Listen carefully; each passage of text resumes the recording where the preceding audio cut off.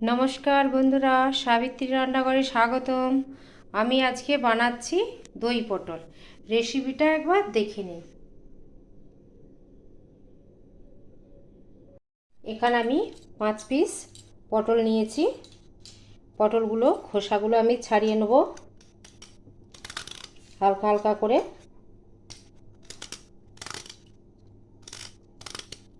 অল্প অল্প ছাড়ালেই হবে।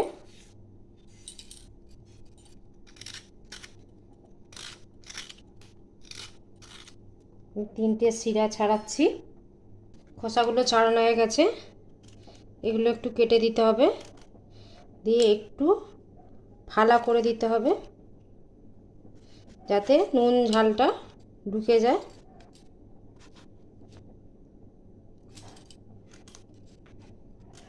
আমি সব পটলগুলো এইভাবে কেটে নেব দুই পাশেই। গুলোই আমার কাটা হয়ে গেছে। আমি এবার ভালো করে পরিষ্কার করে ধুয়ে নেব। আমি ধুয়ে পরিষ্কার করে নিয়েছি। একটু লবণ দিচ্ছি, একটু লবণ আর হলুদ দিয়ে আমি একটু মাখিয়ে রাখবো।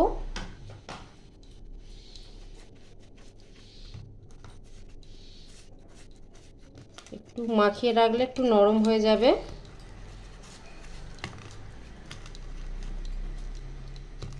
আমি 2-5 মিনিট আমি মাখিয়ে রাখবো।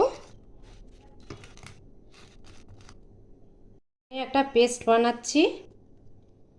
একটু আদা কেটে রেখেছি, আদা, 4-5টা কাঁচা লঙ্কা, হাফ চামচের মতন জিরে,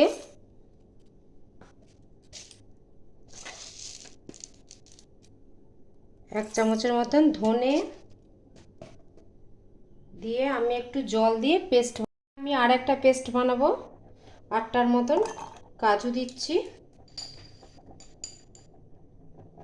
আর 2 চামচের মতন পোস্ত দিচ্ছি। এইটা আমি একটু জল দিয়ে পেস্ট বানিয়ে নেব। কড়াই বসিয়ে দিয়েছি। আমি দিয়ে দিচ্ছি সর্ষের তেল পটল ভাজার জন্য।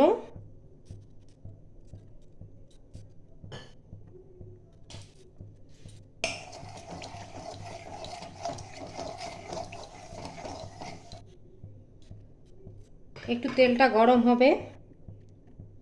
গরম হয়ে গেছে। আমি এবার পটলগুলো দিয়ে দেবো।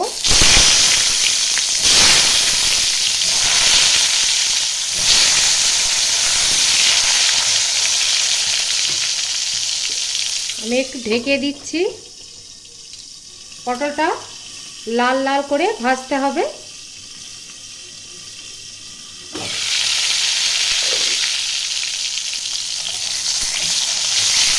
আমি পটলটা একটু লাল লাল করে ভেজে নিচ্ছি। পটলগুলো আমার ভাজা হয়ে গেছে লাল লাল করে। এবার আমি তুলে নিচ্ছি।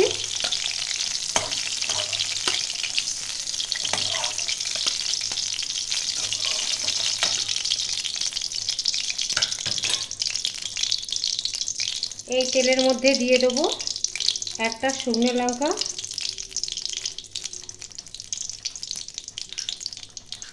অল্প পরিমাণে কালো জিরে।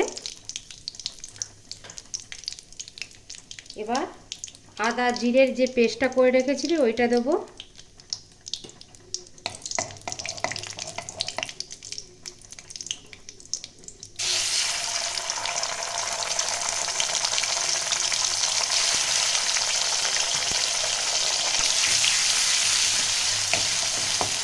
এটা এখন আঁচটা আমি কমিয়ে দিয়েছি। আস্তে আস্তে এটা ভাজতে হবে। এটা ততক্ষণ ভাজতে হবে যাতে আদা গন্ধটা না ছাড়ে। এবার এতে দিয়ে দেবো অল্প পরিমাণে লবণ, হাফ চামচ হলুদ,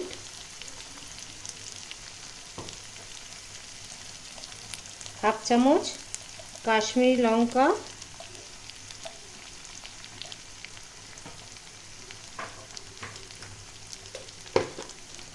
লাল লঙ্কা ঝালের জন্যে অল্প পরিমাণে একটু শুকনো লঙ্কা দিচ্ছি।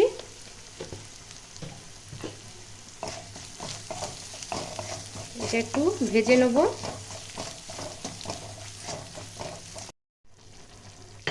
এবার যে পোস্তটা বেটে রেখেছিলাম, কাজু আর পোস্ত, এটাও দিয়ে দেবো।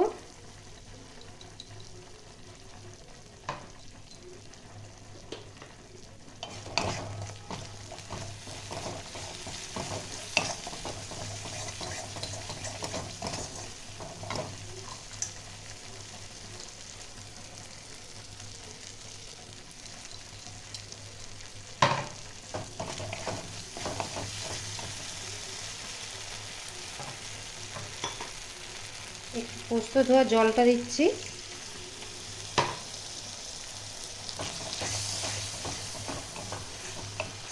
এটা ভালো করে আমি মশলাটা কষাবো আর একটু, আর 1 থেকে 2 মিনিটের মতন।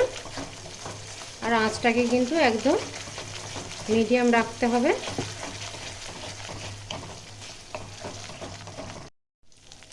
মশলাটা আমার কষানো হয়ে গেছে, উপর থেকে তেল ছড়ে আসছে। এবার দিয়ে দেবো আমি ফাটিয়ে রাখা টক দই। এখানে আমি 2 চামচের মতন দই নিয়েছি।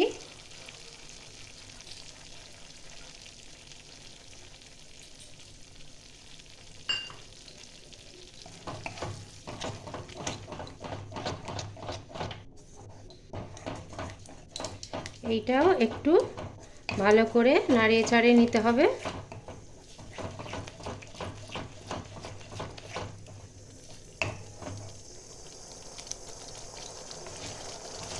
এই 10 থেকে 15 সেকেন্ডের মতন এটা কষাতে হবে।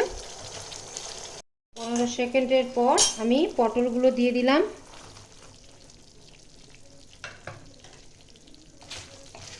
এখানে আমি কোনো জল ব্যবহার করব না।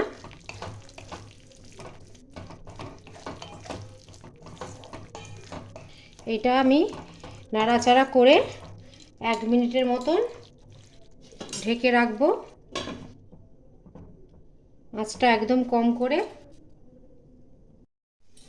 আমি 1 মিনিট পরে দেখছি।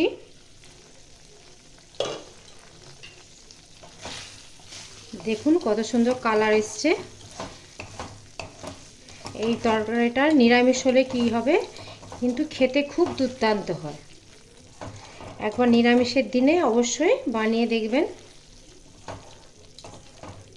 বানিয়ে আমাকে অবশ্যই জানাবেন কেমন হলো। এটা আবার আমার হয়ে গেছে, আমি গ্যাসটা বন্ধ করে দিচ্ছি। এবার আমি সার্ভ করব। আমার ভিডিওটা আপনাদের ভালো লাগলে do like, share, comment, subscribe করতে ভুলবেন না। চলো দেখা আছে পরের রান্না নিয়ে। টাটা।